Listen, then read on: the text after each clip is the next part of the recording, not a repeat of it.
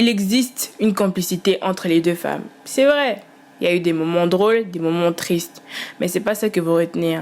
Nous nous souvenons davantage des rapports sexuels que de la complicité émotionnelle, qui malgré son existence a été bafouée par le regard dénigrant des rapports fondamentaux des relations lesbiennes. Dans The Handmaiden, ce qui m'a beaucoup mise mal à l'aise, c'est ce concept de voyeurisme.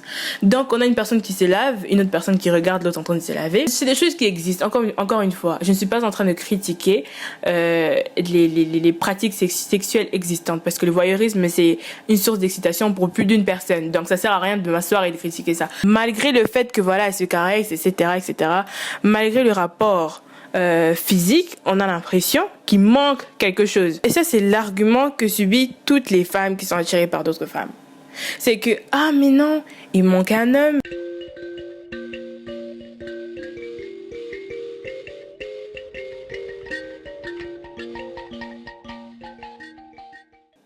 Coucou, je suis trop contente de vous revoir. Oh my god. Juste, je tiens à préciser quelque chose. En fait, je ne sais pas à quelle fréquence je vais poster pendant la semaine. Parfois, je sais que je vais poster 2 fois par semaine, parfois 1 fois par semaine, parfois 4 fois par semaine. Tout dépend de mon contenu. Mais sachez que toutes les semaines, je vous posterai une vidéo. Ça, c'est une promesse que je vous fais. Donc voilà. Tant que, en fait, à la limite du possible aussi, hein. Bon, après, je vais pas aussi mettre dans des conditions extrêmes juste pour poster, en fait, en espérant que vous puissiez comprendre ça. Donc, dans cette vidéo, on va parler de l'amour WLW, Women Love Women, amour lesbien, amour comme vous voulez, en fait. Amour entre femmes. Moi, je préfère dire ça comme ça. Il y aura plusieurs notions. Il y a la notion du male gaze. Du coup, on va apprendre ça veut dire quoi le male gaze, pourquoi est-ce que il est nocif, pourquoi est-ce que mettre bien, attendez, voilà. Du coup, on va comprendre du coup en quoi la notion du male gaze est une notion nocive, en quoi est-ce qu'elle objectifie la femme et en quoi est-ce qu'elle dessert en fait même la jante masculine, jante pour laquelle elle a été créée. Donc voilà, alors plongeons dans le vif du sujet parce que je vous jure, j'ai trop hâte d'en parler. Alors le male gaze, c'est quand l'amour ou la perception des femmes à travers leur corps est filmée, non pas pour exprimer leur vécu, mais pour satisfaire le regard et le désir du spectateur, qui est évidemment masculin. Le premier film que je vais aborder serait Billy Tease. Ce qui s'est passé, c'était que récemment, en fait, j'ai regardé Billy Tease, voilà. C'est un peu une des raisons une des raisons pour lesquelles en fait je décide en fait d'enfin me lancer en fait dans ce que je suis en train de faire là maintenant, appelez ça comme vous voulez. Anyway, donc parlons de Billy Tease. Billy Tease narre l'histoire d'une adolescente de 17 ans qui est en couple avec son petit ami Lucas. Alors, leur relation s'arrête puisqu'elle est remplie de déceptions, de tromperies. En fait, Lucas n'arrive pas à suivre les désirs de Billy Tease. Donc voilà, ce qui va entraîner à une rupture de la relation. Alors, il y a vraiment, je vous jure, sur ce film, il y a tellement à dire que du coup, bien sûr que j'ai écrit dans le fameux notebook. Mais voilà. On va commencer par... alors, on va aller dans le vif du sujet. Je ne vais pas aussi vous relater toute l'histoire pour les personnes qui, malheureusement, voudraient aller regarder le film. Billy Tease va en vacances d'été chez Mélissa, au sud de la France. C'est un film français. Les deux personnes, Mélissa et Billy Tease, n'ont aucun lien de parenté, heureusement. Donc, voilà. Alors, qui est Mélissa? C'est quoi sa représentation dans le film? Selon moi, Mélissa, c'est une figure maternelle, une adulte. Donc, elle va entraîner Billy Tease dans le monde de la vie d'adulte. Il y a aussi un fait que j'aimerais avouer. Mélissa est très belle. En fait, quand je dis qu'elle est belle, c'est que en fait, elle remplit les critères de beauté. Ça veut dire que Mélissa est une figure idéalisée de la beauté. Une beauté mature. Idéalisé, donc voilà. Ça veut dire que Billy Tease s'admire d'abord pour sa beauté. Et ensuite, cette admiration se transforme en attirance. Ça, c'est un fait que j'ai beaucoup entendu en lisant, en regardant des films ou en lisant des livres qui parlent de conversion. Vous savez, le fait de, changer sa sexualité, ça veut dire vous passez, bien évidemment, c'est toujours de LGBT à hétéro, c'est jamais l'inverse, bref. Donc, vous allez dans un camp de conversion où on vous inculque que ce que vous êtes, ce que vous aimez, c'est pas normal, donc voilà, vous devez changer. Et en fait, surtout pour l'amour entre femmes, il y a cette notion d'admiration qui revient tout le temps. Ça veut dire qu'on dit aux femmes qu'elles sont attirées par d'autres femmes, pas parce qu'elles les aiment, mais parce qu'elles les admirent. C'est pas la même chose, l'admiration et l'attirance. C'est pas la même chose. Quand vous admirez quelqu'un, vous voulez devenir comme cette personne. Quand vous aimez quelqu'un, vous voulez être avec cette personne. Ça veut dire que vous assumez le fait que votre être doit être rattaché à son être. Votre existence doit être rattachée à son existence. C'est pas la même chose que l'admiration. Quand vous admirez quelqu'un et qu'elle passe, je ne sais pas, une personne que moi j'admire par exemple, c'est Santigod. Santigod, si elle rentre dans la pièce, je serais heureuse. Mais je voudrais pas aller plus loin. C'est nocif de penser que l'admiration peut se transformer. C'est effrayant d'ailleurs. Et aussi, je le dis aussi parce que c'est une notion que beaucoup d'hommes, au travers leurs livres, même leurs romances, ça par exemple, évoquent. C'est pour ça que nous sommes dans un monde où les hommes ont du mal à admirer les femmes. Vraiment, je vous jure que les hommes ont vraiment du mal à admirer les femmes, je sais pas moi, dans le domaine du sport, le domaine de la rhétorique, le domaine du cinéma. Un homme aura du mal à dire que ok, j'admire cette femme pour ce qu'elle a fait, parce que il sera toujours réduit à je veux faire plus, puisque je l'admire. En fait, il peut pas que admirer une femme. Il faut qu'il aille plus loin. Vous voyez pourquoi c'est nocif? C'est parce qu'en fait, on ne salue plus la personne pour ce qu'elle fait, mais pour ce qu'elle peut vous procurer. Et ça, c'est quoi? Aussi, un film qui a super bien parlé de ça, c'est The Miss Education. Donc, ça raconte l'histoire de 3 jeunes adolescents qui vont dans un camp de conversion.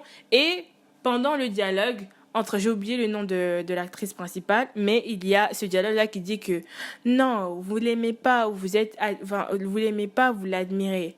Donc voilà, c'est vraiment cette notion d'admiration qui revient, qui est très redondant en fait. Et ça, c'est énervant, c'est nocif, ça fait peur, c'est dangereux de penser que une admiration peut se transformer en attirance. C'est très dangereux, vraiment. Ça peut arriver. Je pense que ça peut arriver. Tout peut arriver dans ce monde. Mais, écoutez, quand vous avez un public, ne participez pas à la propagande nocive. C'est tout ce que je vous demande, en fait. Vous savez que c'est nocif, on vous dit que c'est nocif, fermez-la et faites pas, c'est tout.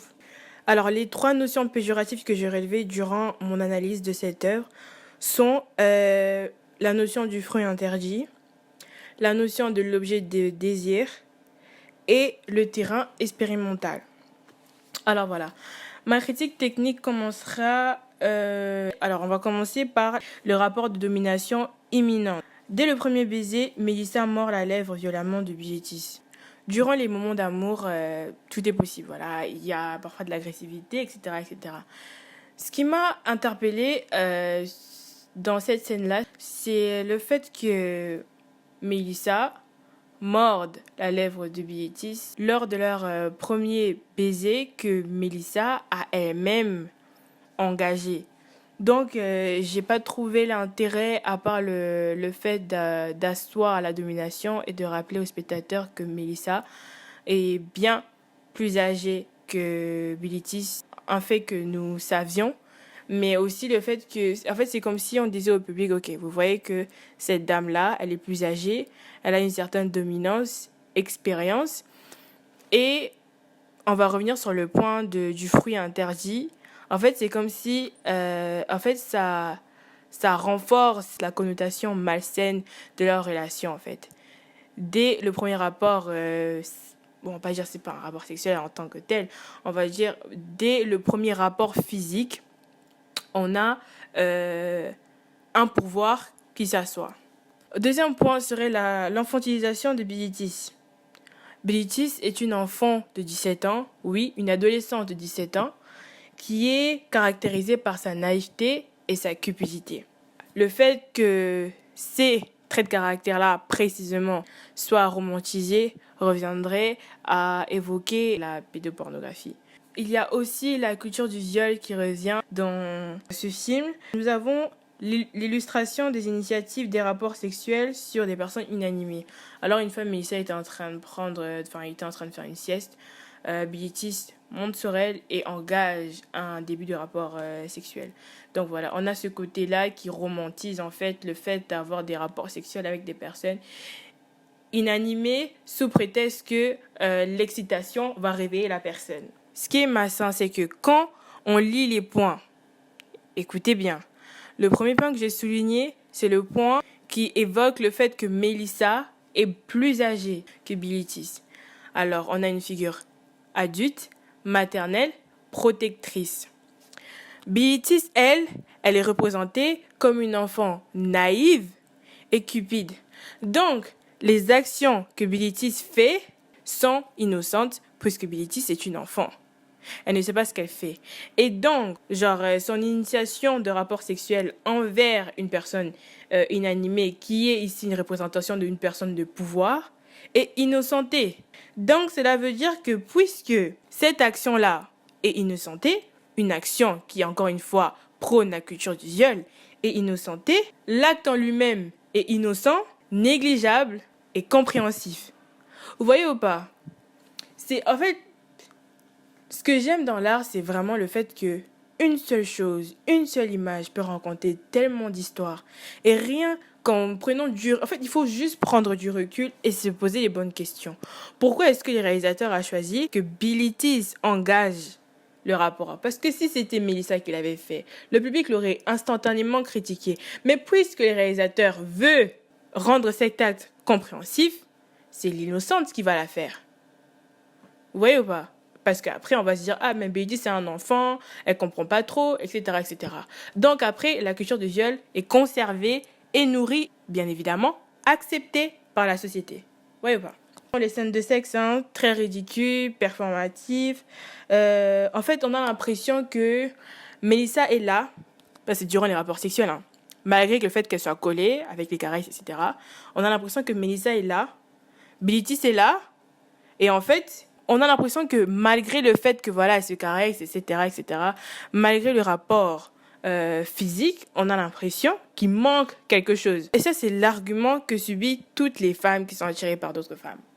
C'est que, ah mais non, il manque un homme, venez on fait des plans à trois, venez on fait ci, venez on fait ça. En fait, il a rendu la présence masculine, il a rendu, malgré l'absence de la présence masculine, on a l'impression que les hommes sont toujours là quelque part. Donc ça veut dire dans une œuvre, dans un projet, dans un film où il n'y a que deux femmes, on a l'impression qu'il y a un homme quelque part. Ça, c'est tellement néfaste parce que non seulement, en fait c'est comme un film négligé, en fait. Vous négligez deux êtres humains et vous les objectifiez pour que nous, en fait, on a l'impression que ces deux femmes-là sont des appâts pour des hommes. Vous voyez ou pas? On a l'impression que Bilitis, elle est ici, mais ici, elle est là. Et pour que leur engagement se crée, il faut qu'il y ait une personne tierce qui se rajoute. Ça, c'est néfaste. Donc, on a l'impression qu'il manque une présence masculine. Et je vous jure, il faut vraiment prendre du recul. Et en fait, il faut vraiment regarder ces scènes de sexe-là avec un regard avec un regard analytique. Donc, voilà. C'est ce que moi j'ai compris. Donc, on a l'impression que ce sont des scènes de sexe inachevées. On a l'impression que c'est même pas des préliminaires. Je dirais, je sais même pas comment qualifier ça. C'est vraiment juste des caresses. Vraiment, je sais pas comment expliquer. C'est juste des caresses. Donc, on a l'impression qu'il faut que quelqu'un rentre dans la pièce et dit que, vous faites quoi là? Venez, on fait ça comme ça. Vous voyez ou pas? Donc, voilà, la représentation très néfaste et discriminante. Le réalisateur va inciter au besoin d'une personne tierce pour raccorder les deux extrémités. Ensuite, un autre point, la représentation discriminante de l'amour lesbien. Il n'y a aucune profondeur, aucune connexion, c'est un lien inachevé, une notion d'expérience, un amour performatif et surtout source d'excitation pour la jante masculine. Nous avons aussi un point que j'ai soulevé, mais alors là, je suis allée un peu loin dans mon analyse, mais je vais quand même vous dire. Il faut savoir qu'il n'y a pas de cinéma sans mise en scène. Depuis le début comment est-ce que je dirais, de l'art visuel, les couleurs ont toujours été importantes. Le blanc pour la paix, le noir pour le ténèbre. À la fin d'un film, quand vous voyez que le film termine avec du blanc, ça veut dire qu'il y a une continuité. Et quand vous voyez que le film termine avec du noir, ça veut dire que le film est fini, littéralement. Il n'y a plus d'histoire. Mais quand vous voyez que ça finit avec du blanc... En fait, quand vous voyez un fondu au blanc, ça veut dire qu'il y a une continuité. Un fondu au noir, ça veut dire que ça s'arrête. Donc voilà, les couleurs sont super importantes dans l'art. Ça veut dire que quand j'ai regardé ce film, je me suis... Désolée, mais j'ai vu qu'il y avait une scène qui m'a beaucoup gênée. C'est la scène où on est dans une mise en scène très exaltée. Voilà, il y a la nature, etc. Et il y a Melissa qui est sur la chaise et Billy qui est entre les jambes de Melissa. Alors, la manière, en fait, la posture, la représentation, les gestes, on a l'impression que Melissa est la mère de Billy Tis. C'est ça, en fait, que ça donne comme impression. Et c'est atroce. Genre, c'est vraiment dégueulasse. Donc, voilà. Ce qui ensuite renvoie, bien sûr, sur le concept de, voilà, encore une fois, fruit interdit, une attirance dangereuse et perverse. Donc, voilà. Ça, c'était mon analyse pour le film Billy Tis, un film français sorti en 1977. Et voilà, que j'ai vraiment pas du tout aimé, qui m'a mise mal à l'aise et qui, selon moi, devrait être supprimé carrément. Mais après, bon, vous allez me dire que vas-y, les œuvres doivent être conservées. Mais oui, mais peut-être conservées quelque part, pas sur Prime Video. Enfin, bref. Ensuite, il y a le film Mademoiselle, un film japonais. Alors, il faut savoir que Mademoiselle, ça raconte l'histoire d'une orpheline, pickpocket. Je tiens à préciser que je ne sais pas du tout comment prononcer les prénoms japonais, du coup, my bad. Je vais l'appeler Sokhi. Je vais écrire comment ça s'écrit son nom. Les personnes qui savent prononcer, vous allez bien le prononcer. Moi, je ne sais pas comment prononcer les prénoms japonais. Donc voilà, on a Madame Sokhi qui va travailler en tant que servante dans la maison un escorte qui veut dépouiller une jeune héritière japonaise. Dans cette histoire, il y a 3 piliers clés. On a l'oncle pervers, on a la manipulation subie par Hideko, parce que du coup, la jeune femme que l'escorte veut dépouiller s'appelle Hideko. Et on a l'amour entre Sokhi et Hideko. Je tiens à préciser que je sais que ce film a un happy ending, like I know it. But ce que j'ai quand même pas du tout aimé le développement dans l'histoire. Et carrément, je me demande même à quoi sert une fin pareille quand le développement est aussi mal intentionné en fait. Du coup, bref. Alors bien sûr, bien évidemment, je vais développer mon idée. Pourquoi est-ce que j'ai pas du tout aimé le développement de l'histoire de The Handmaiden? Parce que c'est ça que ça s'appelle. C'est comme ça que ça s'appelle. Alors en français, on dit Mademoiselle et en anglais, le titre original, c'est The Handmaiden. Alors, il y a plein de points que j'ai soulevés, tels que les scènes d'amour filmées de façon pornographique. En fait, il faut juste voir pour comprendre ce que je veux dire. Mais bien sûr, j'insérerai des photos, etc. Mais de sorte que YouTube ne puisse pas supprimer ma vidéo. Mais donc voilà, en fait, les scènes d'amour sont filmées de façon pornographique. Il n'y a aucune intimité authentique. On a l'impression, quand on regarde, en fait, on a l'impression qu'on est tous là, dans une pièce, et on regarde 2 personnes en train de faire des choses. Voilà, c'est ça que ça donne comme impression. Ça donne pas cette impression-là de, voilà, intime, pure, honnête. On a cette impression-là que c'est vraiment spectacle. C'est un spectacle. C'est ça que ça donne comme impression. Encore une fois, amour performatif. Cette impression-là est développée au gré des focus insistants, le cadrage, le personnage, les gestes des personnages, les dialogues, les bruits, parce qu'il y a beaucoup de bruit. Et ensuite, on a une sexualité stéréotypée de non seulement des relations intimes lesbiennes, mais aussi des relations intimes des japonaises. Il y a eu une vidéo que j'avais regardée qui parlait du fait que la pornographie japonaise, les femmes font des bruits très surréalistes. Très surréalistes, très surjoués. Alors voilà, donc on a ça qui revient en fait dans le film. Donc voilà, il y a des cris exagérés, il y a des positions irréalistes, des positions inconfortables même je dirais, parce que au moment de l'amour, normalement tout le monde est censé être confortable. C'est super important, surtout entre femmes. Enfin, pas surtout entre femmes, mais là, vu que je parle de relations entre femmes, j'en parlerai. Tout le monde doit être confortable. Bon, maintenant toi, tu fais une position comme si tu es dans les Olympiques. On n'est pas dans les Olympiques. On est censé être toi et moi, quoi. Ou si vous voulez, faites à plusieurs, mais des adultes conscients. Vous faites ça de votre intimité, bien évidemment. Mais là, on a l'impression qu'on est dans une pièce, en fait c'est gênant. ça gêne. Et aussi, comment est-ce que je dirais? Il y a beaucoup d'extras. Il y a beaucoup de graphismes. Les objets sexuels, encore une fois, au moment de l'amour, tout est possible, il n'y a pas de souci.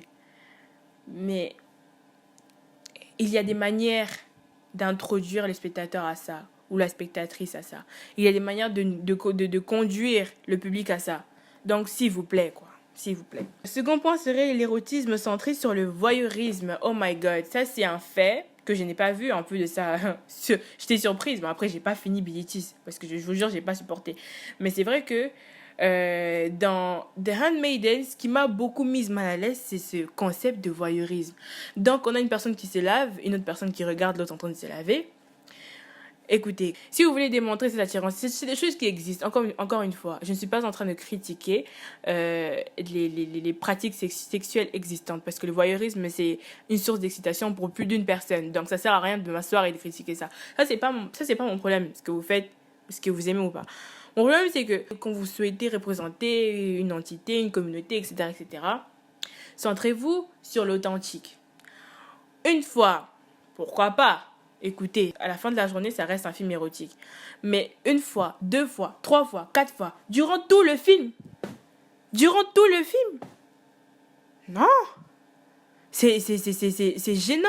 Et carrément, on a l'impression que nous tous, on fait quelque chose de mal. En fait, je sais pas comment vous êtes quand vous regardez un film. Mais moi, quand je regarde un film, je vis les choses avec les personnages, surtout les personnages principaux. Donc, voilà. Ça veut dire que cette notion de voyeurisme, alors, une notion de voyeurisme qui soulève plusieurs points. On a le point qui parle du sentiment d'appartenance. Étant donné que c'est...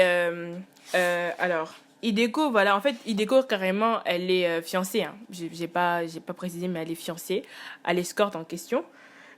Donc, la personne qui regarde, qui induit à ça, c'est pas Hideko, mais c'est Soki, qui est du coup la jeune orpheline qui vient travailler en tant que servante. C'est elle, du coup, qui regarde mademoiselle Hideko en train de se laver, de faire des trucs, etc. C'est des scènes... Après, bref. On a un regard d'une personne qui veut avoir le corps de cette personne, enfin, de la personne sur laquelle elle pointe le regard. On n'a pas un regard d'une personne qui veut faire des choses avec cette personne-là ou la faire plaisir. On a l'impression que Soki, quand elle regarde Hideko, elle a envie d'avoir son corps. Vous voyez pas ce que je veux dire? Ensuite, on a évidemment cette notion-là de spectacle. Encore une fois, on a l'impression que nous-mêmes, nous, en tant que public, on est là avec eux. Donc, on a l'impression que, c'est 2 personnes qui se donnent en spectacle. Ridiculisme, bien sûr. Il n'y a bien sûr aucune place pour l'intimité, perversion, un amour pervers. Et aussi, une sensation que j'ai ressentie, moi, personnellement, c'est qu'on a l'impression que Hideko est encombré par Soki. On a l'impression que Soki encombre Hideko.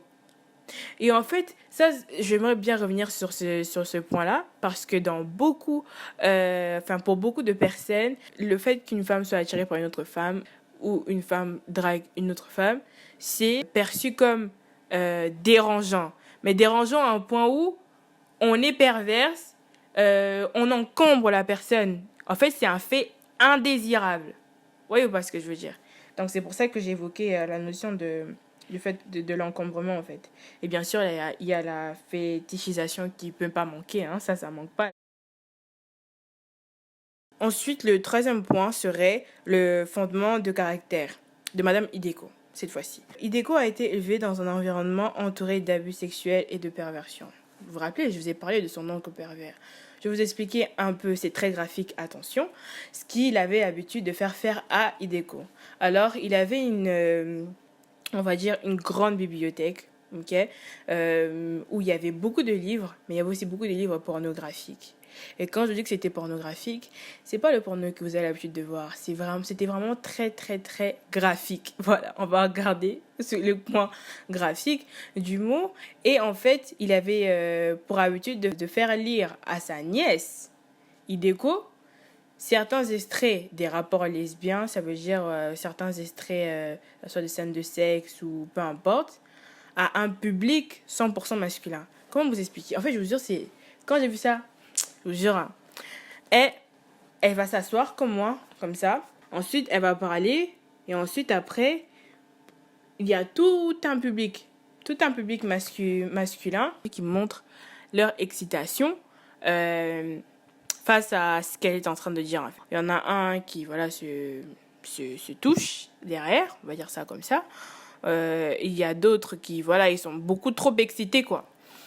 Alors, j'ai déjà vu une analyse concernant ce film-là. Et en fait, au début, parce que moi, je vous jure que je pense qu'un peu comme toutes les personnes LGBT qui ont regardé, on était resté sur ce côté-là, happy ending. Parce que malheureusement, beaucoup d'œuvres, c'est réel, en plus de ça. En fait, beaucoup d'œuvres cinématographiques ont tendance à toujours conserver cette tragédie-là, ce côté très tragique de la fin de tous les rapports, queer. On a toujours ce côté-là qui finit mal. On a toujours cette histoire qui finit mal. D'ailleurs, on va en venir avec Blue is the warmest color ou encore La vie d'Adèle.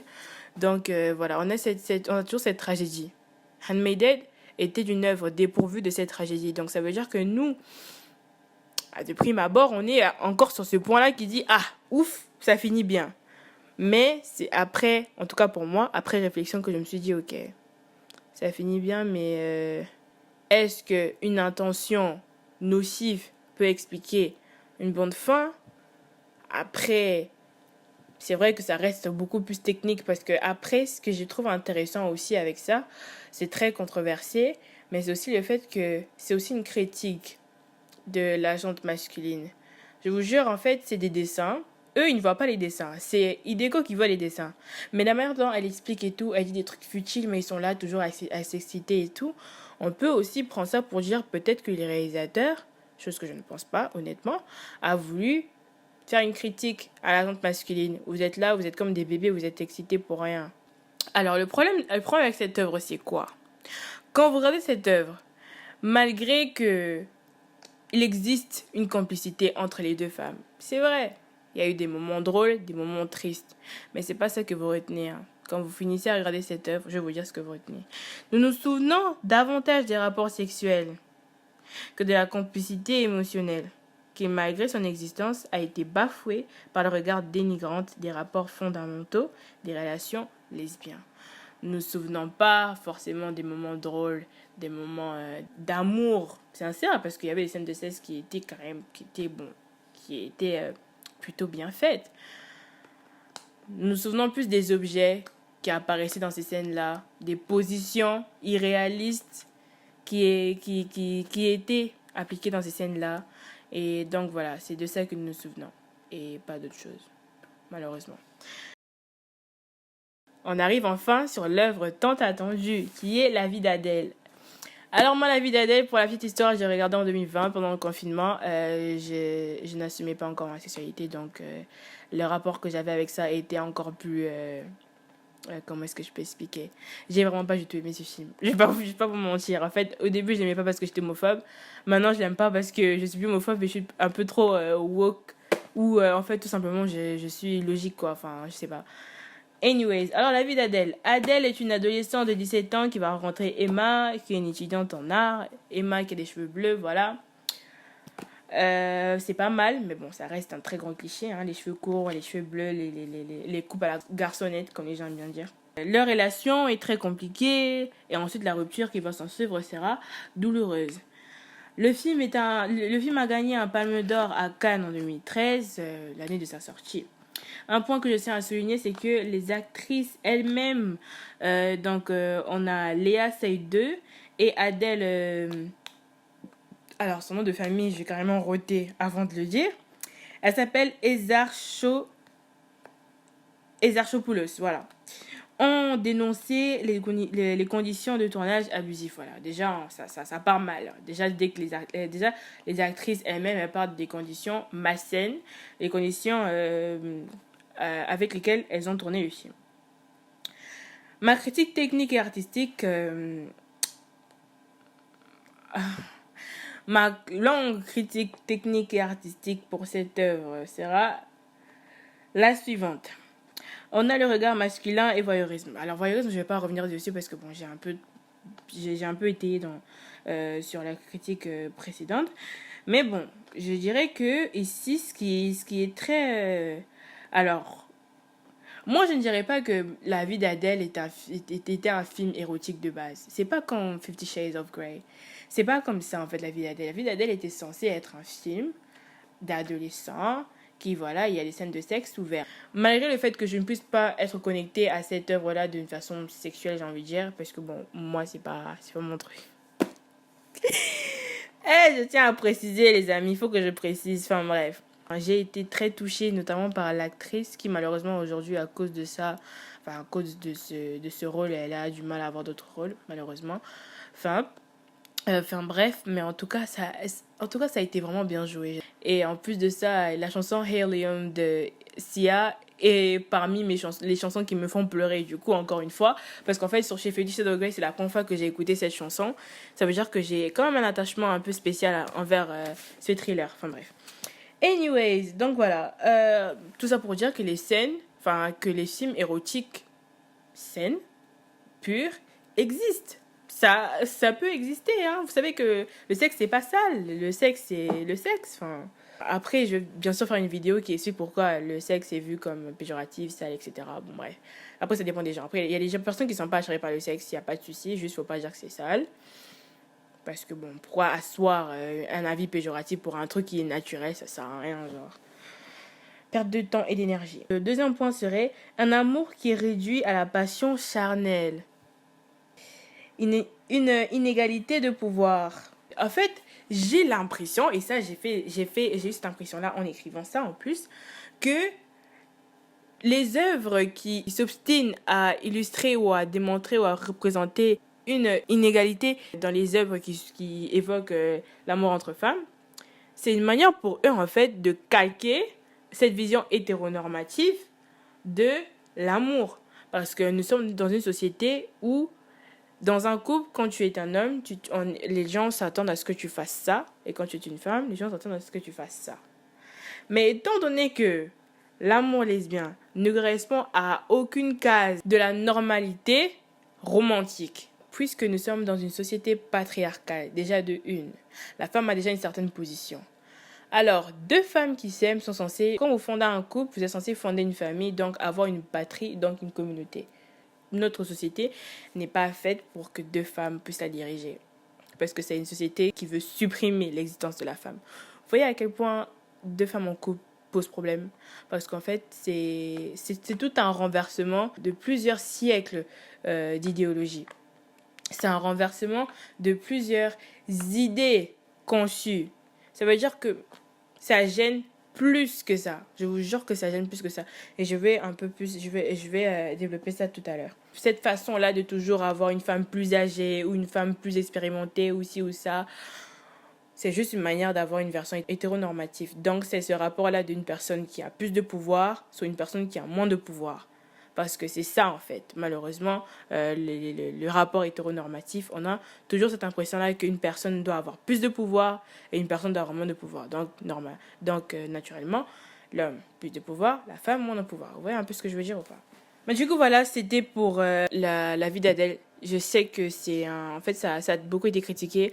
Mais en fait, le problème, c'est que toutes les critiques que je voudrais bien attribuer à ça, je les ai déjà dit tout à l'heure. Ça sert à rien de me répéter, honnêtement.